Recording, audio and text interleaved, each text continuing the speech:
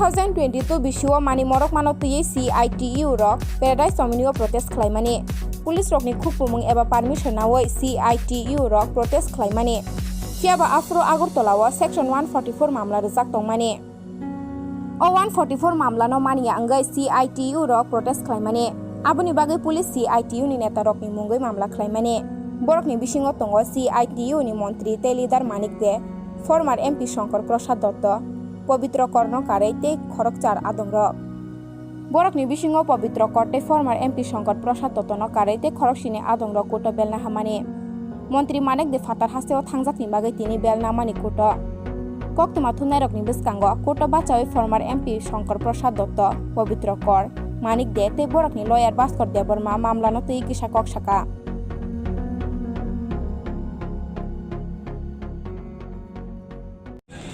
2020 ফেব্রুয়ারি মাসে আমাদের নেতৃত্বরা দ্রব্যমূল্য বৃদ্ধির প্রতিবাদে সিটি সেন্টারে একটা প্রতিবাদ সভা ছিল। সেই সভাতে পুলিশের কথা হলো যে 144 ধারা ছিল তার ভঙ্গ করেছেন, তার জন্য একটা প্রসিকিউশন হয়েছে তাদের বিরুদ্ধে। কিন্তু যেই পুলিশ আপনারা দেখছেন, যে পুলিশের নিজের ঘর থেকে ফাইল চুরি হয়ে যায়, সেই পুলিশ বলতে পারে না। আর যখন মূল্যবৃদ্ধির সময় মানে জনগণের নেতৃত্ব গিয়ে মূল্যবৃদ্ধির জন্য প্রতিবাদ করে, তখন পুলিশ গিয়ে ধরে আনে। মানে গণতন্ত্রটা কোন জায়গায় দেখুন, একটু যারা আমাদের কথা শুনছেন তারা বোঝার চেষ্টা করুন। যেখানে আমাদের নেতৃত্বরা গিয়ে কথা বলছে দ্রব্যমূল্য বৃদ্ধির প্রতিবাদে, তখন পুলিশ তাদেরকে ধরছে এবং বিভিন্ন মামলা জড়িয়ে দিচ্ছে। অথচ পুলিশের ঘর থেকে ফাইল চুরি হচ্ছে, পুলিশ বলতে পারে না। এটা মানে কোথায় কোন পুলিশ রাজত্ব চলছে, আমরা শুধু এই প্রশ্নটাই জনগণের কাছে রাখবো।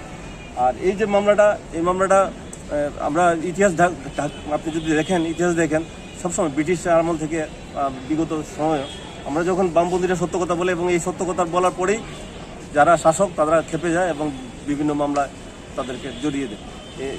সেরকম আজকের এই মামলাটা যে দ্রব্যমূল্য বৃদ্ধির প্রতিবাদ করতে গিয়েছিল, সাধারণ কথা, দ্রব্যমূল্য বৃদ্ধি সবাই এই ছেঁকা কিন্তু সবাই পাচ্ছে। হ্যাঁ, এই কথাটাই বলবো যে জনগণের কথা বলতে গিয়ে ওরা আজকে আদালতে আসতে হয়েছে। আমাদের 8 জন লিডার আছে, পবিত্রগড় থেকে আরম্ভ করে কানুগুল, শঙ্কর প্রসাদ দত্ত, মানিকদের 8 জন লিডার আছে, কৃষ্ণা রক্ষী, তোমা দাস, সবাই আছে। কেসের তো ঠিকানা নেই, প্রায় 15-20টার উপরে কেস আছে। সবটাতে আমরা যারা সামনে ছিলাম এরা অন্য থাকি কি না থাকি কেসের নাম একটা দিয়ে দিয়েছে। তারা বলছে যে আমরা নাকি বেআইনিভাবে মিটিং মিছিল করেছি। মানুষের স্বার্থে আইন আর বেআইন আমরা বুঝি না। কোভিড পরিস্থিতির মধ্যেও শাসক দল, তাদের নেতারা, মন্ত্রীরা, এমনকি মুখ্যমন্ত্রী সমস্ত আইন কারণ তোয়াক্কা না করে তারা মিটিং মিছিল করছে।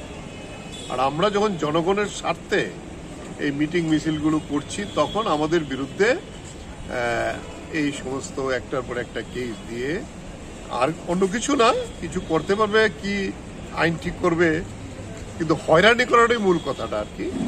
যে আমাদের এমনিতে পারছে না, জনসমর্থন আমাদের বাড়ছে, মিটিং মিছিলের লোক বাড়ছে, ওদের লোক কমে যাচ্ছে, তাই আমাদেরকে কোনো না কোনোভাবে সেখানে হয়রানি করে আমাদের দমাতে পারে কিনা, এটাই হলো শাসক দলের লক্ষ্য। এবং এখানে যে শাসনটা চলছে ভারতবর্ষে, এবং এখানে আমরা স্বাধীনতার 75তম বার্ষিকী পালন করে এসেছি, তো ব্রিটিশের আইন থেকেও তো খারাপ। ব্রিটিশের সময় মানুষ কথা বলতে পারত, ব্রিটিশের সময় বিচার আদালত এগুলোর মধ্যে একটা স্বচ্ছতা ছিল। এখন এগুলি সব জায়গাতে শাসক দলের পুতুলের জায়গাতে চলে গেছে। সেই জায়গায় দাঁড়িয়ে আমরা ফাইট করে যাব, মানুষ আমাদের সঙ্গে আছে। বিষয়টা হচ্ছে বিভিন্ন সময়ে জনগণের দাবি, জনগণের সমস্যা নিয়ে যখনই আমরা আন্দোলনে নামি, তখনই লক্ষ্য করা যায় যে দাবি পূরণের ক্ষেত্রে, সমস্যা সমাধানের ক্ষেত্রে এই সরকারের আগ্রহ না থাকলে বরং সমস্যাটাকে আরও বেশি বাড়িয়ে তোলার ক্ষেত্রেই তাদের ভূমিকা আছে। তখন দেখা যায় যে তারা মানুষের পক্ষ হয়ে যারা কথা বলছেন, যারা কাজ করছেন, তাদের নামে একটার পর একটা সেখানে ভিত্তিহীন মামলা তারা দিচ্ছেন, যাতে মানুষের পক্ষে যারা কাজ করছেন তারা এতে থেকে বিরত হয়ে যান, যাতে তারা এই সমস্ত কাজকর্মের সাথে অংশগ্রহণ করতে না পারেন। কিন্তু এটা ঘটনা যে আমাদের রাজ্যের মানুষ ক্রমাগতভাবেই এই সরকারের যে জনবিরোধী কাজ, এই সরকারের গণতন্ত্র বিরোধী কাজ, সংবিধান বিরোধী কাজ, এর প্রতিবাদে মানুষ ক্রমশই সজাগ হচ্ছেন, সতর্ক হচ্ছেন এবং আগামী দিনে এর বিরুদ্ধে আরও অনেক বেশি মানুষ এগিয়ে আসবেন। এরকম অসত্য মিথ্যার উপর ভিত্তি করে মামলা দিয়েই আমাদেরকে যেমন দমানো যাবে না, সাধারণ মানুষকেও ঘরের ভেতর আবদ্ধ করে রাখা যাবে না। মানুষ এই সরকারকে উপযুক্ত জবাব দেওয়ার জন্য ঘরে ঘরে প্রস্তুতি নিচ্ছে। মূল্য বৃদ্ধি নিয়ে আমাদের একটা আন্দোলন কর্মসূচি ছিল, পুলিশকে আগাম জানানো হয়েছিল। আমরা আইন মেনেই আন্দোলন করেছি, নিয়ম মেনে আন্দোলন করেছি। এখন মূল্য যারা বাড়ায়, জিনিসপত্রের দাম যারা বাড়ায়, না খেয়ে মানুষ পৌঁছছে, জিনিসপত্রের দাম অসহনীয় ব্যাপার, সেটা তাদের অধিকার। এদের বিরুদ্ধে কোনো আইন প্রয়োগ হয় না, এদের বিরুদ্ধে কোনো ব্যবস্থা নেওয়া হয় না।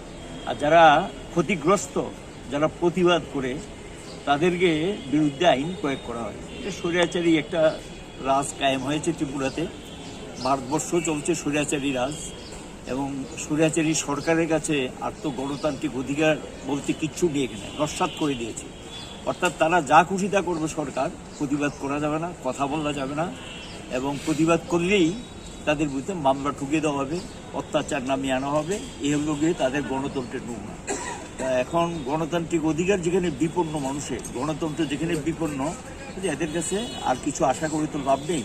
কারণ আমাদের বিরুদ্ধে এই ধরনের একটা মামলা দিয়েছেন 8 জন, আজকে আমরা উঠে এসেছি। 7 জন আগে জামিন নিয়েছিল, আমি আজকে জামিন নিয়েছি, এবং নেক্সট একটা ডেট দিয়েছে। মানে আদালতেই আমরা আমাদের বক্তব্য, আমাদের যারা অ্যাডভোকেটরা আছেন আমাদের পক্ষে, ওনারা আদালতকে বক্তব্য রাখবে যে আমরা একটা নাগরিক হিসাবে যে আমাদের ন্যূনতম অধিকার থাকবে না কথা বলার, প্রতিবাদ করার, এবং প্রতিবাদের অধিকার তো সংবিধান স্বীকৃত অধিকার, এই অধিকারটা তারা কেড়ে নিচ্ছে। এটাই আমাদের বক্তব্য। জামিন বাকি 8 জন মধ্যে 7 জন আগে হয়ে গিয়েছিল গত তারিখে। আমি তখন ছিলাম না, দিল্লিতে ছিলাম অন্য একটা কর্মসূচিতে। আজকে আমি জামিন নিয়েছি, আর বাকি সবাই হাজিরা দিয়ে গেছে। নেক্সট একটা ডেট দিয়েছেন, ওই ডেট থেকে হয়তো মামলাটা শুরু হতে পারে। আমাদের অ্যাডভোকেট যারা আছেন তারা বিষয়টা দেখছে।